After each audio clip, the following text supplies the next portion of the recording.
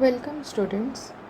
पिछले क्लास में हम डाइवर्सिटी इन लर्नर पॉइंट का फर्स्ट बुलेट पॉइंट क्रिएटिविटी के बारे में पढ़े थे।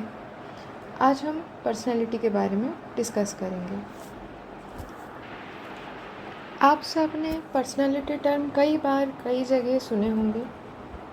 बहुत जगह पर्सनैलिटी को हम ऐसे ही यूज करते हैं जो कि एक पर्सन का, एक ह्यूमन का एक्सटर्नल बिहेवियर या एक्सटर्नल लुक, आउटर लुक, यही सब को पर्सनैलिटी के टर्म में हम रेफ़र करते हैं। फिज़िकल अपीयरेंस को, एक्सटर्नल अपीयरेंस को करते हैं पर्सनैलिटी के टर्म में।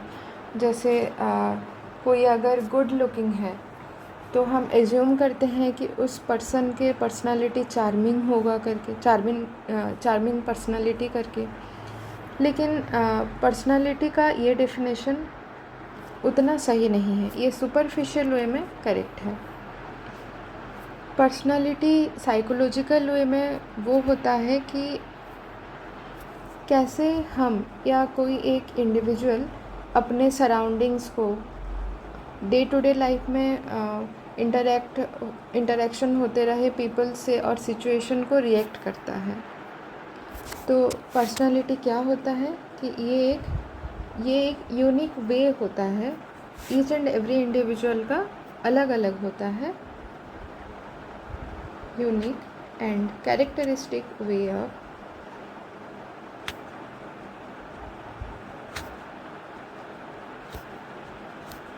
responding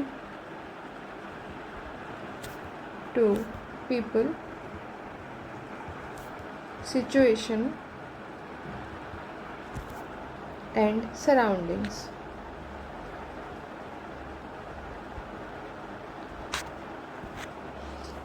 अभी अगर हम देखेंगे कि एक फैमिली में दो बच्चे हैं, दोनों आसपास के उम्र के, लेकिन कोई एक शाय है, कोई एक एकदम एक्सट्रोवर्ट है।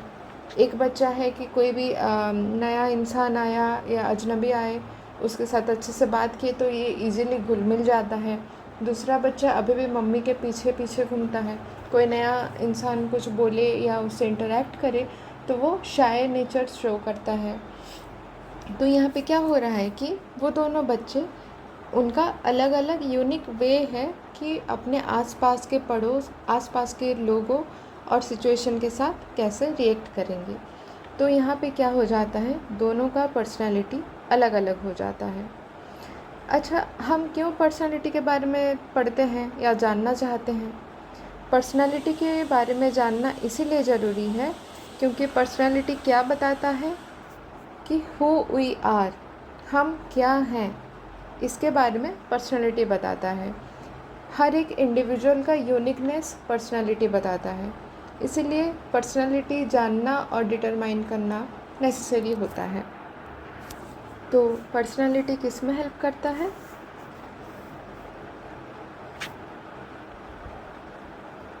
To make us understand who we are.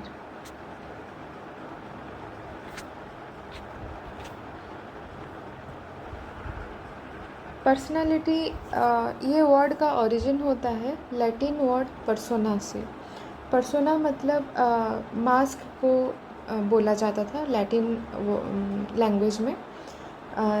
वो लोग जो रोमन एक्टर्स होते थे, वो थिएटर में अपने फेशियल मेकअप को चेंज करने के लिए या एक्सप्रेशन चेंज करने के लिए वैराइटीज़ ऑफ मास्क यूज करते थे। उसको लैटिन में बोला जाता था पर्सोना। लेकिन वो मास्क लगाने से वो पर्सन जो था, जो भी एक्टर था, वो सर्टेन डिफरेंट वे में एक्ट करता था दूसरे मास्क के कंपैरिजन में। मतलब हर एक मास्क में वो अलग अलग किरदार का रोल प्ले करता था। लेकिन क्या इससे वो एक्टर खुद जो था वो बदल जाता था?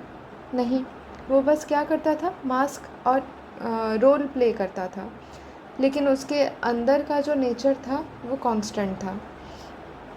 तो दो ये नाम मास्क वर्ड से आया है, लेकिन एक्चुअल में पर्सनालिटी का मतलब होता है कि एक ह्यूमन का, एक इंडिविजुअल का बोथ इंटरनल और एक्सटर्नल बिहेवियर जो लंबे टाइम के लिए कांस्टेंट रहता है, स्टेबल रहता है। उसको हम क्या बोलते हैं? पर्सनालिटी। तो पर्सनालिटी क्या होता है कि ये रिलेटिवली स्टेबल होता है, मतलब चेंजेबल नहीं होता, रिलेटिवली स्टेबल होता है, यूनिक क्वालिटी होता है जो हम पहले लिख लिए हैं,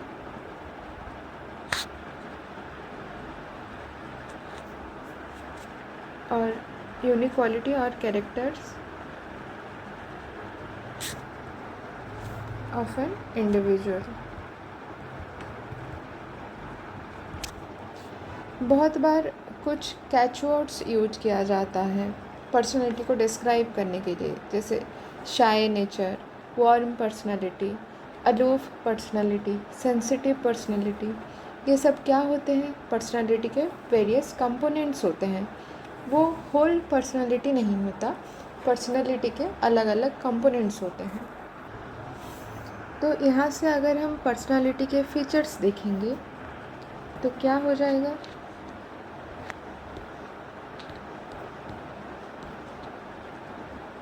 features of personality.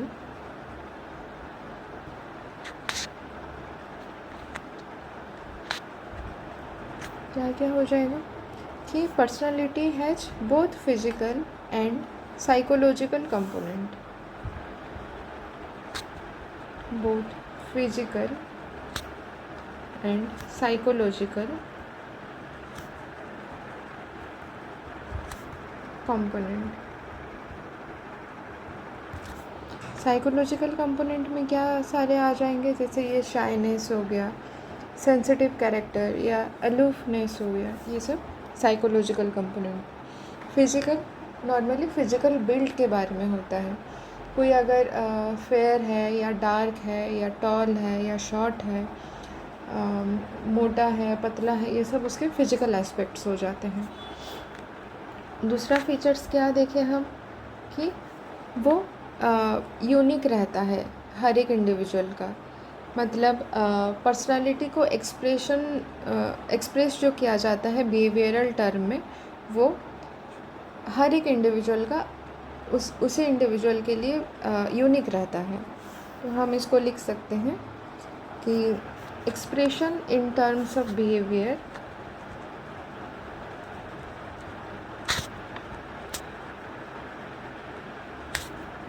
expression in terms of behavior is fairly unique to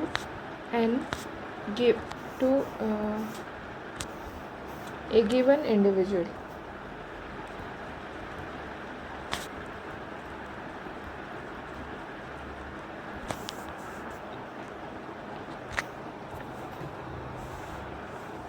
इसके अलावा क्या हो रहा है कि पर्सनालिटी जो है वो इजीली चेंज नहीं होता है, बहुत टाइम तक वो वही रहता है, इसलिए हम उसको पर्सनालिटी बोलते हैं। अगर हर आए दिन चेंज होता रहेगा, एक इंसान को देखिए आपके आज शाय है, कल एकदम सोशली मिलनसार है, और फिर परसों देख रहे हो कि चिड़चिड़ हो रहा है, तो आप कोई पर्टिकुलर पर्सनालिटी बोल सकते हैं क्या उसका? नहीं। लेकिन पर्सनालिटी क्या होता है कि ये चेंज नहीं होता इजीली।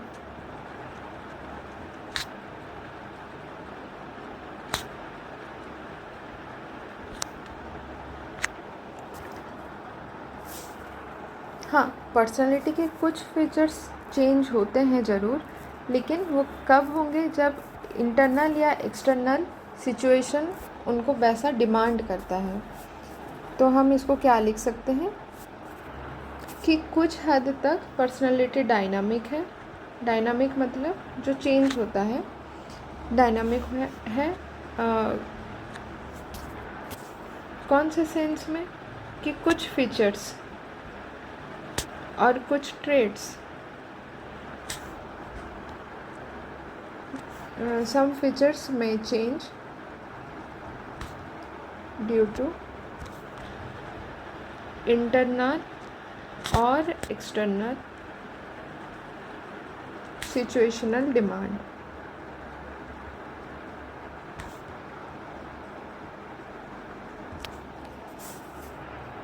अब पर्सनालिटी को जानने के लिए कई अटेम्प्ट्स हुए, कई बार साइकोलॉजिस्ट बहुत कुछ अलग अलग तरीके ट्राई किए, लेकिन आज तक हम जो जितना भी देखे हैं कि कोई एक पर्टिकुलर तरीका नहीं है कि एक पर्सन के पर्सनालिटी को हर एक एस्पेक्ट में जज किया जा सकता है। हाँ, कुछ पर्सनालिटी, कुछ फीचर्स को हम जज कर सकते हैं। तो अब हम देखेंगे कि साइकोलॉजिस्ट पर्सनालिटी को जानने के लिए कौन कौन से तरीका अपनाए हैं। साइकोलॉजिस्ट एक टाइप अप्रोच टू पर्सनालिटी और ट्रेट अप्रोच टू पर्सनालिटी, ऐसे करके दो तरीके में अलग अलग पर्सनालिटी को जज करने के लिए तरीका बताए हैं।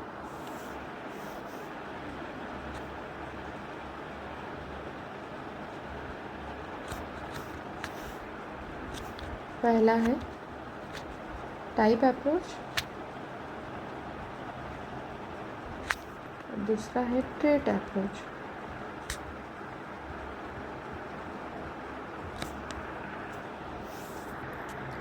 टाइप अप्रोच मतलब क्या होता है कि जो ऑब्जर्व बिहेवियरल कैरेक्टरिस्टिक्स होता है उसको देख के ह्यूमन बीइंग को कुछ टाइप में या कुछ क्लास में डिवाइड किया गया है, और हर एक क्लास कुछ ब्रॉड पैटर्न्स को उसके सबसेट होते हैं। और ट्रेट अप्रोच में क्या होता है कि स्पेसिफिक साइकोलॉजिकल एट्रीब्यूट को माना जाता है, और स्पेसिफिक साइकोलॉजिकल एट्रीब्यूट के अनुसार हम डिविजन्स करते हैं। पहले हम देखेंगे टाइप अप्रोच के बारे में। तो टाइप अप्रोच किस पे बेस्ड था कि ऑब्जर्वेशनल बिहेवियरल कैरेक्टरिस्टिक्स के ऊपर, और ट्रेट अप्रोच था साइकोलॉजिकल एट्रीब्यूट्स के ऊपर। तो टाइप अप्रोच के हिसाब से फिर बहुत टाइप ऑफ पर्सनैलिटीज़ हैं जिसके बारे में हम आगे डिस्कस करेंगे।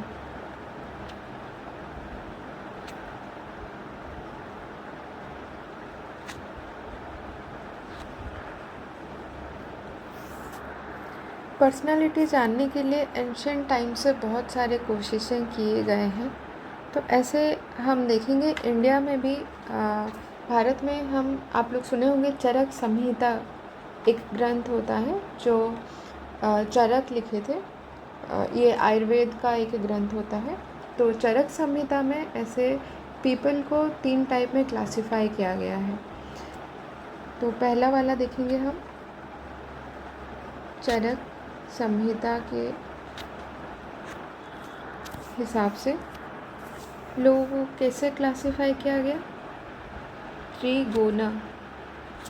त्रिगुणस के हिसाब से। त्रि मतलब 3, गुना मीन्स कैरेक्टर और कैरेक्टरिस्टिक्स। तो त्रिगुणा के हिसाब से क्या क्या क्लासिफाई किया गया, सत्व, रजस और तमस।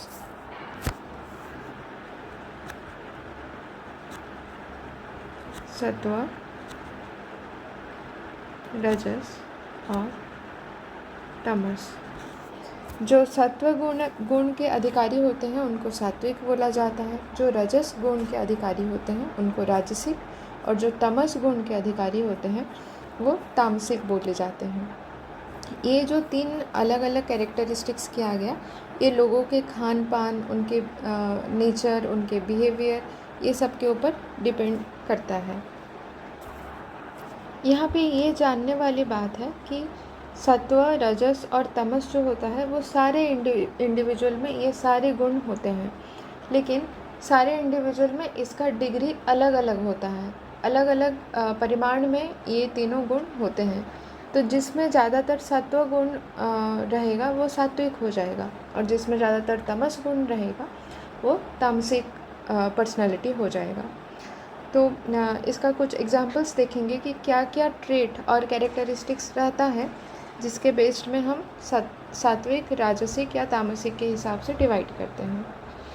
तो जो तामसिक पीपल होते हैं उनका जो गुण होता है या प्रकृति होता है वो कैसा होता है, वो लोग हमेशा गुस्सैल रहेंगे और एरोगेंस में रहेंगे। जब नेगेटिव सिचुएशन आएगा वो जल्दी डिप्रेस हो जाएंगे। वो लोग थोड़े बाकी के कंपैरिजन में ज़्यादा लेज़ी होंगे, और जब सिचुएशन ख़राब हो जाएगा वो जल्दी हेल्पलेस फील करते हैं। तो ये क्या है, तमस गुण या तामसिक लोगों के कैरेक्टरिस्टिक्स। और इनका खान पान के विधि भी बाकी लोगों से अलग होता है। जैसे सात्विक लोग हमेशा शीतल और इजीली डाइजेस्टेबल फूड खाना पसंद करते हैं। राजसिक लोग हमेशा स्पाइसी और ऑयली फूड खाना पसंद करते हैं। और तामसिक लोग हमेशा प्रोसेस्ड फूड हो गया या फिर बासी फूड हो गया, ये सब खाना ज़्यादा पसंद करते हैं।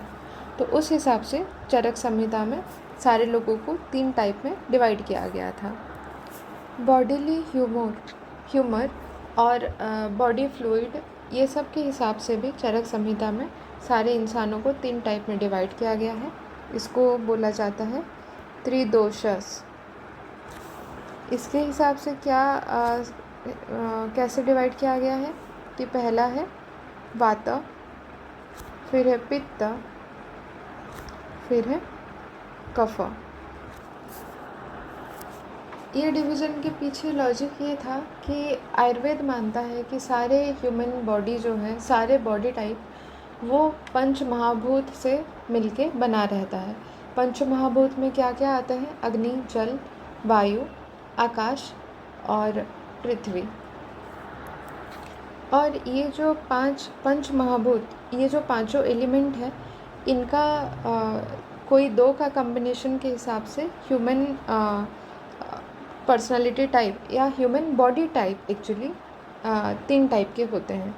जैसे अगर किसी पर्सन में स्पेस एंड एयर एलिमेंट और आकाश और वायु एलिमेंट का ज़्यादातर रिफ्लेक्शन है, तो वो इंसान वाता पर्सनालिटी का हो जाता है। अगर कोई इंसान के बॉडी में वाटर और अर्थ एलिमेंट का नेचर दिखा, तो वो कफ गुण संपन्न व्यक्ति हो जाता है। और ये त्रिदोषा के इम्बैलेंस में कई सारे डिजीजेस होते हैं, अलग अलग पर्सन को अलग अलग डिजीजेस। तो आयुर्वेद में ये जो त्रिदोषा के हिसाब से डिवीज़न किया गया है, वो कौन से पर्सनालिटी को उसके बॉडी टाइप देख के कौन सा डिजीज़ जल्दी होने का चांस है, वो जानने के लिए किया गया था। ऐसे ही ग्रीक फिजिशियन हिपोक्रेट्स भी बॉडी फ्लूइड के हिसाब से या बॉडी ह्यूमर के हिसाब से 4 टाइप ऑफ पर्सनालिटी में क्लासीफाई किए थे। हिपोक्रेट्स ये एक ग्रीक फिजिशियन थे। ये 4 टाइप में ह्यूमन बॉडी को डिवाइड किए थे। कौन से बेस में, वही बॉडी फ्लूइड। और वो क्या क्या है,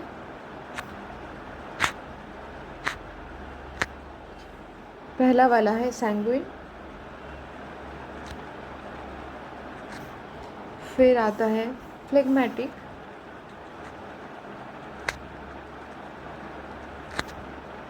मेलांकोलिक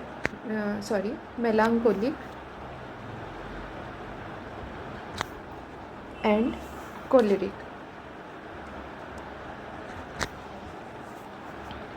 सैंग्विन बॉडी फ्लूइड मतलब क्या होता है, जैसे ब्लड हो गया, जैसे कफ हो गया, या फिर जो बाइल पिगमेंट हो गया। तो सैंग्विन क्या होता है, जिसमें बॉडी फ्लूइड ब्लड, इसके बेस्ड में एक इंसान मतलब ब्लड के आधार में या ब्लड का मात्रा उसके पर्सनैलिटी को जज करेगा।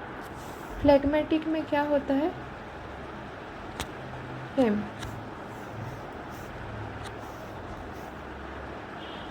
और कफ, फ्लेम मतलब क्या होता है, कफ। मेलांकोलिक होता है ब्लैक बाइल,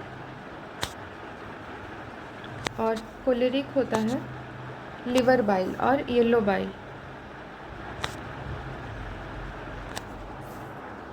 जो सैंग्विन पर्सनालिटी होते हैं वो कैसे होते हैं कि वो हमेशा एनर्जेटिक होते हैं,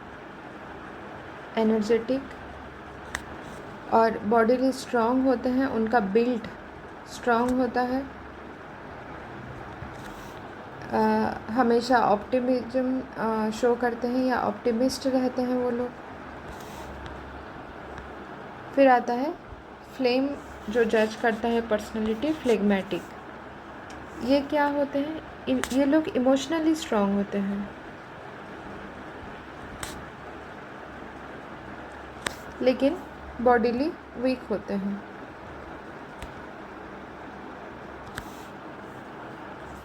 इमोशनली स्ट्रांग होते हैं मतलब क्या, ये लोग उनके इमोशन को कंट्रोल कर पाते हैं। जैसे अगर ज़्यादा गुस्सा आया तो वो लोग उस जगह में रिएक्ट नहीं करेंगे, वो कंट्रोल करेंगे, धीरे धीरे काम डाउन होंगे, फिर कुछ डिसीजन लेंगे। और इनके और पर्सनालिटी में क्या है कि ये हमेशा खुश रहते हैं, खुश मिजाजी रहते हैं, ऑलवेज हैप्पी। और इनमें ऐसे पर्सनालिटी में लेजीनेस एक कॉमन फैक्टर है। तो ये लोग थोड़े लेजी टाइप पीपल होते हैं, काउच पोटैटो होते हैं सारे के सारे। फिर आता है ब्लैक वाइल, जिसमें जज करता है वो पर्सनालिटी, वो है मेलांकोलिक। मेलांकोलिक पर्सनालिटी क्या होता है कि ये बहुत इमोशनली और बॉडीली वीक होता है, emotionally and bodily week.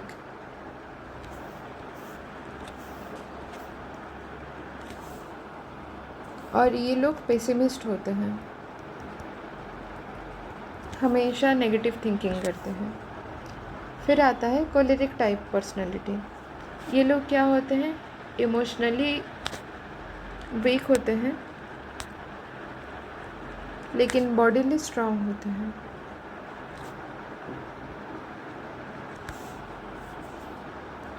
Emotionally weak होते हैं इसलिए वो लोग ईजिली टेम्पटेड भी होते हैं। ईजिली टेम्पटेड मतलब आप इनको, इमोशनली वीक रहते हैं, आप इनको कुछ भी बोल दोगे वो वही चीज़ एकदम एक्सेप्ट कर लेंगे और इजीली इनको उकसाया जा सकता है या फिर गुस्सा दिला सकते हैं, इनको दुखी कर सकते हैं। ये क्या हो गया, कोलेरिक टाइप पर्सनालिटी। तो इसको याद हम ऐसे कर सकते हैं कि जो फ्लेगमेटिक और कोलेरिक है ये दोनों देखो अपोजिट हैं। फ्लेगमेटिक क्या है, इमोशनली स्ट्रांग है। कोलेरिक क्या है, emotionally weak. Phlegmatic bodily weak है और कोलेरिक क्या है, बॉडीली स्ट्रांग। ये दोनों एक दूसरे के ऑपोजिट हैं। और सैंग्विन और मेलांकोलिक पर्सनालिटी भी एक दूसरे के ऑपोजिट हैं। जैसे सैंग्विन क्या है, ऑप्टिमिस्ट है, जबकि मेलांकोलिक पेसिमिस्ट है।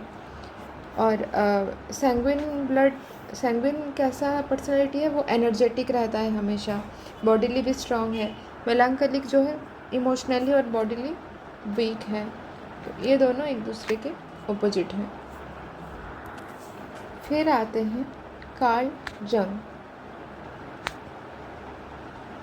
एक्चुअली इसको जंग प्रोनाउंस नहीं किया जाता, हुंग प्रोनाउंस किया जाता है। तो नेक्स्ट साइकोलॉजिस्ट के बारे में देखेंगे, कार्ल हुंग। ये पीपल को कैसे डिवाइड किए थे, पीपल पर्सनालिटी को, कि दो टाइप के होते हैं। एक होते हैं, ये बहुत लोग जानते होंगे आप में से, एक होते हैं इंट्रोवर्ट और दूसरे होते हैं एक्सट्रोवर्ट। एम्बिवर्ट कॉन्सेप्ट बाद में आया, ये साइकोलॉजिस्ट नहीं दिए थे।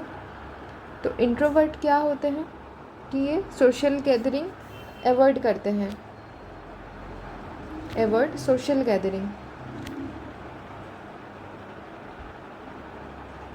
एक्सट्रोवर्ट क्या होते हैं, ऑन द अपोजिट वे, कि ये लोग सोशल मतलब एक्सट्रीमली सोशल बटरफ्लाइज होते हैं या सोशल गैदरिंग में रहना हमेशा पसंद करते हैं, एक्सट्रीमली सोशल। ये लोग क्या, एक्सट्रोवर्ट क्या होते हैं, एक्सप्रेसिव होते हैं, वो कोई भी चीज़ को इजीली एक्सप्रेस कर पाते हैं। और on the other hand introvert क्या होते हैं, रिजर्व्ड होते हैं, रिजर्व्ड पर्सनालिटी होते हैं, ज़्यादा बातचीत नहीं करेंगे। और ये इनका कैसा होता है कि stay in background type of personality होता है, मतलब वो कुछ करेंगे तो भी उसका क्रेडिट नहीं लेंगे, वो पीछे रहेंगे बस, stay in the background type of personality. तो कार्ल होंग के बेस्ड में हम पीपल पर्सनालिटी को 2 टाइप में डिवाइड किए, इंट्रोवर्ट और एक्सट्रोवर्ट। दोनों के बीच में डिफरेंस आपको पता है। अब ये बताइए, अगर आप एक क्लासरूम में देखें कि एक लड़का इंट्रोवर्ट है और दूसरा एक्सट्रोवर्ट है, तो उनके टीचिंग पैटर्न में क्या क्या डिफरेंसेस आपको लाना होगा। देखिए, जैसे कोई ग्रुप प्रोजेक्ट वगैरह हो गया, तो इसमें क्या एक इंट्रोवर्ट स्टूडेंट अच्छा परफॉर्म कर पाएगा? नहीं कर पाएगा। तो कोई इंट्रोवर्ट पर्सनालिटी को या इंट्रोवर्ट स्टूडेंट को अगर आपको कुछ सिखानी है, तो आपको उसके साथ 1 to 1 इंटरेक्ट करना चाहिए और उसको वैसे अकेला प्लेस देनी चाहिए। उसी में ही वो ज़्यादा अच्छे से खुद को एक्सप्रेस कर पाएगा। जबकि कोई एक्सट्रोवर्ट बच्चा है, एक्सट्रोवर्ट स्टूडेंट है, तो उसको क्या अच्छा लगेगा? ऐसे डिबेट और डिस्कशंस और ग्रुप एक्टिविटीज़, प्रोजेक्ट्स, यही सब अच्छा लगेगा। तो उसको उसी में एंगेज करके आप जल्दी और अच्छे तरीके से सिखा सकते हैं। फिर आते हैं शेल्डन।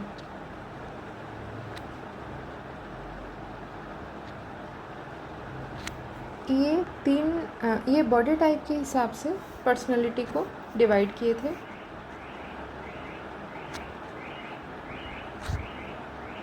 तीन बॉडी टाइप दिए थे। पहला है एंडोमॉर्फ, दूसरा है मेसोमॉर्फ और तीसरा है एक्टोमॉर्फ।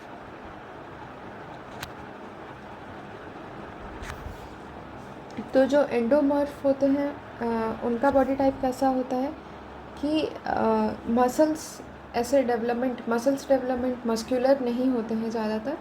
ये लोग इनका एक प्रोमिनेंट स्टोमक होता है।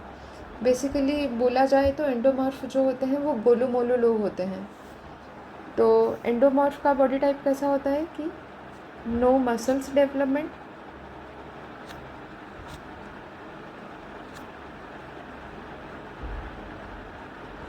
बहुत ज़्यादा फैट रिस्टोर रहता है इनके बॉडी में, इसीलिए प्रोमिनेंट स्टमक होता है। मेसोमॉर्फ क्या होता है कि इनका बॉडी टाइप जो होता है वो एथलेटिक बॉडी टाइप।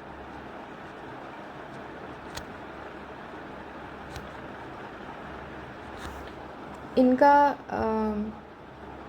बोन और मसल्स डेवलपमेंट में एक बैलेंस रहता है,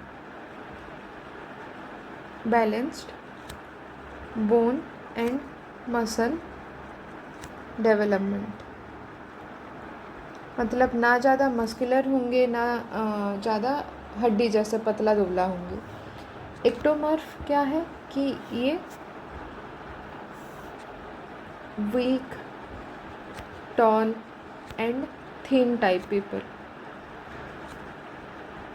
और इनमें बोन ज़्यादा पता चलता होगा।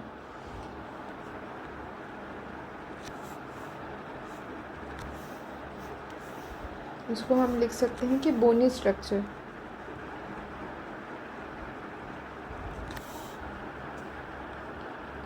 तो इस बॉडी टाइप और उसके कैरेक्टर के हिसाब से इनका पर्सनालिटी कैसे बताए थे?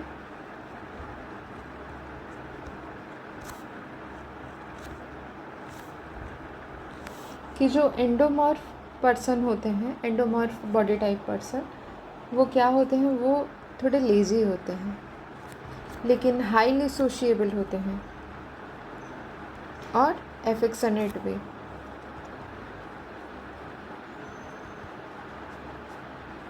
ये वो हंसमुख पर्सनालिटी वाले होते हैं, जॉली मेंटलिटी वाले पीपल होते हैं। फिर आता है क्या? Mesomorph. Mesomorph people, body type people कैसे होते हैं कि ये एडवेंचरस होते हैं।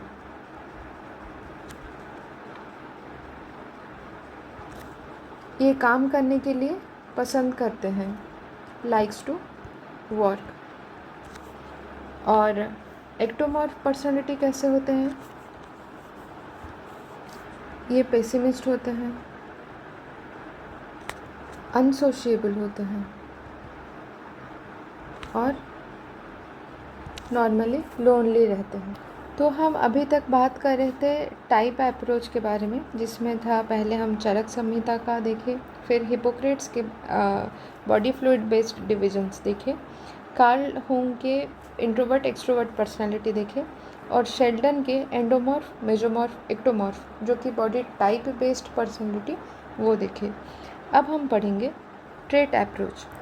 ट्रेट अप्रोच में पहले देखेंगे हम गोर्डन अल्पोर्ट के ट्रेट थियरी।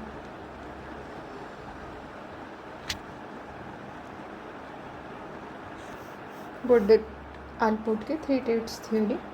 गोर्डन आलपोर्ट को और क्या बोला जाता है? Father of modern trait theory.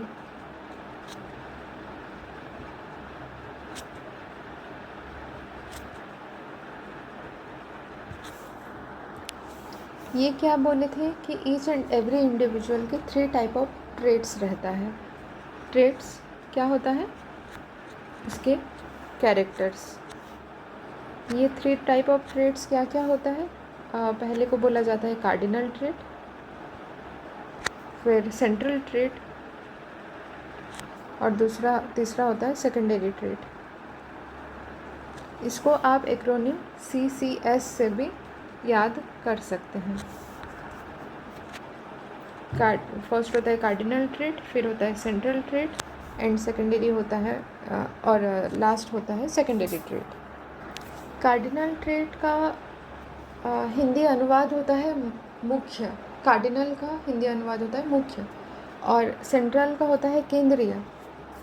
तो यहाँ से क्या हमको पता चला कि कार्डिनल ट्रेट क्या होगा एक पर्सन का? जो उसका मुख्य नेचर होगा, मुख्य ट्रेट होगा, वो उसका कार्डिनल ट्रेट होगा। उसके एग्जाम्पल में जैसे हम मोहनदास करमचंद गांधी और MK गांधी के बारे में देखेंगे।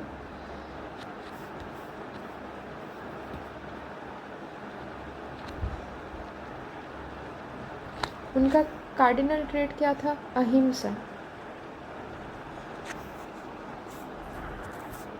मदर टेरेसा का नाम आप सुने होंगे।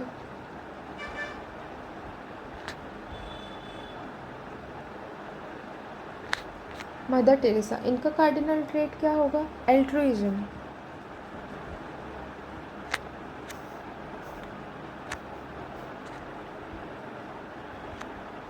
एल्ट्रुइज्म मतलब क्या होता है कि जो सेल्फलेसनेस होता है या सेल्फलेस मनोभाव होता है दूसरों के प्रति, वो होता है एल्ट्रुइज्म।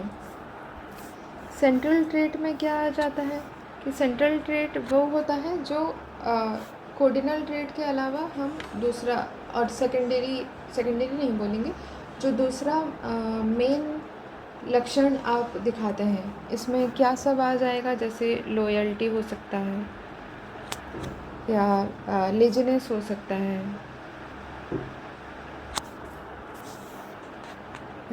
इरिटेशन हो सकता है, कोई बहुत ज़्यादा इरिटेट हो रहा है वो नेचर, और काइंडनेस हो सकता है, एटसेट्रा। ये सब क्या है? सेंट्रल ट्रेट के एग्जाम्पल। सेकेंडरी ट्रेट क्या है? ये आपके नेचर में हमेशा नहीं दिखेगा, ये सिचुएशन बेस्ड होता है कि सिचुएशन जो डिमांड करता है उसी के हिसाब से आप शो करते हो। जैसे सिचुएशन बेस्ड एंगर हो गया, या कोई चीज़ पे इंटरेस्ट हो गया। तो सेकेंडरी ट्रेट ऐसा नहीं कि आउट ऑफ ब्लू एक पर्सन में वो चीज़ आता है, वो उसके अंदर इनेट होता है, लेकिन वो पर्सनालिटी को बनाता नहीं है, वो कहीं ना कहीं अंदर छुपे रहता है। जब सिचुएशन ऐसा डिमांड करता है तब सेकेंडरी ट्रेट आता है और दिखता है। दूसरा देखेंगे ट्रेट पर्सनालिटी टाइप में रेमंड कैटल्स 16 ट्रेट पर्सनालिटी।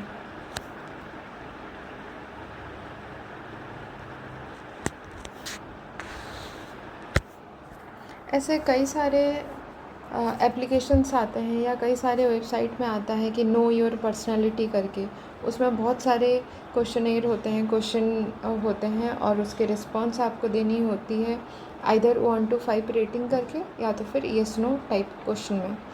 और उस हिसाब से आपके ट्रेट या आपके पर्सनालिटी जो है वो दिखाता है। तो बहुत जगह में आप ये रेमंड कैटल 16 ट्रेट पर्सनालिटी देखेंगे। इसको 16 पर्सनालिटी फैक्टर भी बोला जाता है और 16 PF पर्सनालिटी फैक्टर। इस हिसाब से कैसे डिवाइड किए थे कैटल कि ह्यूमन ट्रेट होता है 2 टाइप का। ये किसके हिसाब से? कैटल के हिसाब से। पहला होता है सोर्स ट्रेट और दूसरा होता है सरफेस ट्रेट। सोर्स ट्रेट्स क्या होते हैं कि ये स्टेबल होते हैं और बिल्डिंग ब्लॉक होता है पर्सनालिटी का। और सोर्स ट्रेट्स के इंटरैक्शन से जो ट्रेट निकलता है वो होता है सरफेस ट्रेट।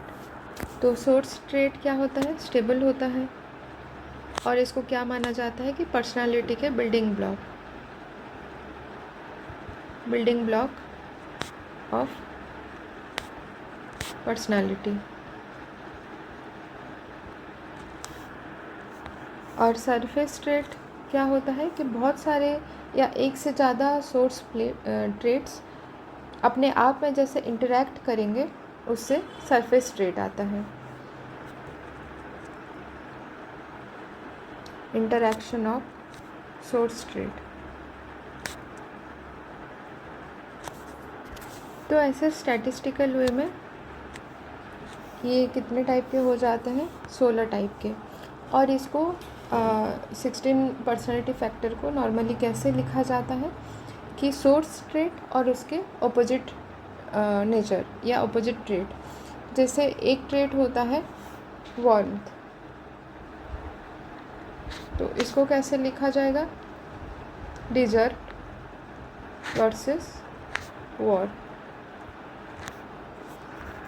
रीजनिंग एक ऐसा नेचर है, तो उसको कैसा लिखा जाएगा? Concrete thinking versus abstract thinking.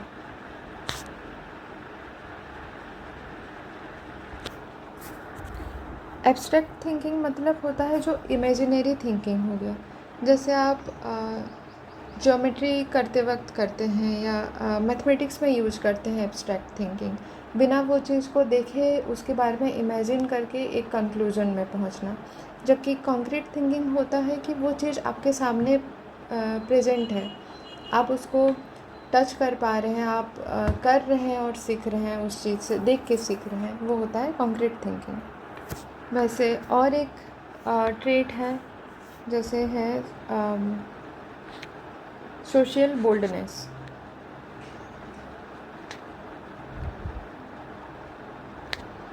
तो इसमें क्या है? शाय वर्सेस आउटगोइंग। तो ये हो जाता है रेमंड कैटल के 16 ट्रेट पर्सनालिटी और 16 personality factor theory. Raymond cattle बाद में और एक थ्योरी दिए थे, उसको ओशन मॉडल बोला जाता है या बिग 5 मॉडल भी बोला जाता है।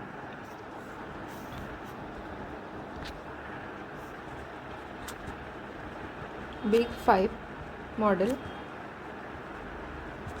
ये मॉडल यही 16 PF से ही आया था। मेजर ट्रेट या नेचर को देख के कैटल बाद में फिर 16 ट्रेट को 5 ब्रॉडर कैटेगरी में डिवाइड किए थे। वो कैटेगरी क्या है? इसमें भी ट्रेट और उसके ऑपोजिट नेचर को लिखा जाता है। इसको बिग 5 मॉडल या फिर ओशन मॉडल भी बोला जाता है। इसमें क्या होता है? ओशन ये एक एक्रोनिम है। ओ रिप्रेजेंट करता है openness to experience.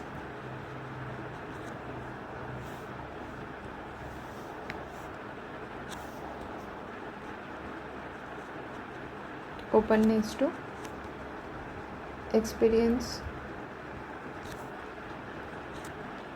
C represent करता है कॉन्साइंटियसनेस,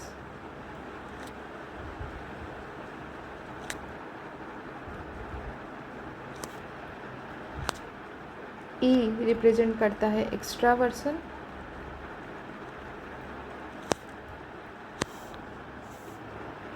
ए रिप्रेजेंट करता है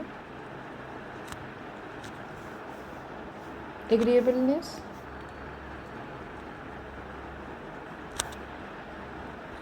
और एन रिप्रेजेंट करता है neuroticism.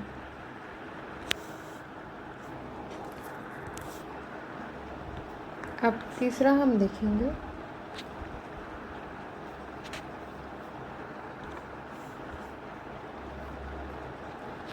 H J आइजेंग।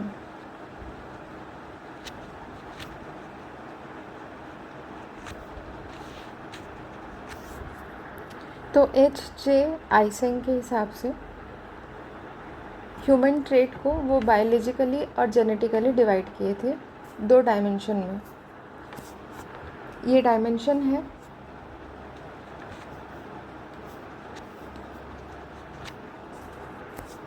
Neuroticism versus emotional stability. ये भी अपोजिट ट्रेट के हिसाब से 2 डायमेंशन किए थे, neuroticism versus emotional stability.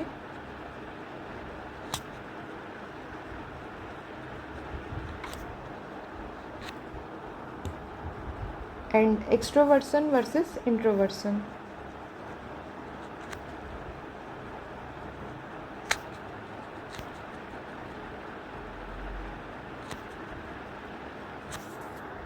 Neuroticism मतलब क्या होता है? ऐसे पर्सन जो छोटे छोटे चीज़ में छोटे सिचुएशन आउट ऑफ कंट्रोल हुआ तो वो लोग एकदम टूट जाते हैं, एकदम एंग्शियस हो जाते हैं, मूडी हो जाते हैं, रेस्टलेस हो जाते हैं और उनके ऊपर काबू नहीं रहता। जबकि इमोशनली स्टेबल पीपल कैसे होते हैं कि वो पीपल जो हमेशा शांत रहते हैं, जब उनके ऊपर कोई विपदा आपदा आ भी जाए तो भी वो लोग शांत टेम्पर के रहते हैं, उनका टेम्परामेंट उतना चेंज नहीं होता है और कंट्रोल में रहते हैं, खुद के इमोशंस को काबू कर पाते हैं। वो होते हैं इमोशनली स्टेबल पीपल। एक्सट्रोवर्सन इंट्रोवर्सन वही होता है, एक्सट्रोवर्ट इंट्रोवर्ट टाइप पीपल। कि एक्सट्रोवर्ट पीपल क्या होता है, वो सोशली आउटगोइंग होता है, और इंट्रोवर्ट पीपल कैसे होते हैं, वो लोग सोशली विथड्रॉन पीपल होते हैं। बाद में आइशेंग इनिशियली यही 2 टाइप दिए थे, बाद में और एक दिए थे, साइकोटिसिज्म वर्सेस सोशिएबिलिटी। साइकोटिसिज्म versus sociability. तो ये भी कहीं ना कहीं एक्सट्रोवर्सन इंट्रोवर्सन का एक सब टाइप जैसा आपको लग सकता है, जिसमें सोशिएबिलिटी वही था कि वो कितना सोशलाइज हो पा रहा है। और जबकि साइकोटिसिज्म पर्सनालिटी वाले पीपल कैसे थे, जो हॉस्टाइल होंगे, जो थोड़े ईगोइस्टिक होंगे और एंटी सोशल एलिमेंट्स होंगे, ये सब साइकोटिसिज्म के अंदर आता है। हम पढ़ लिए टाइप थियरी और